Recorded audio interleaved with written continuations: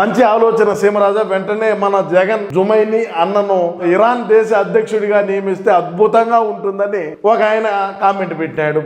ఆ కామెంట్ కు మళ్ళా 349 లైక్లు ఏదో వచ్చినాయి. తొందరగా ఏదో ఒక దేశానికి అన్నని ప్రధానమంత్రిని చేసే అంటే చూడండి ఎంత అన్నం మీద ఎటువంటి అభిప్రాయంతో ఉన్నారు, అన్నం మీద ఎటువంటి ఆలోచన విధానంతో ఉన్నారు. మన అన్నకు మరి అధికారం అంటే ఎంత మక్కువ అనేది రాష్ట్రంలో ఉండేటువంటి ప్రజానీకానికి అందరికి ఇక్కడ తెలుస్తా ఉండదు.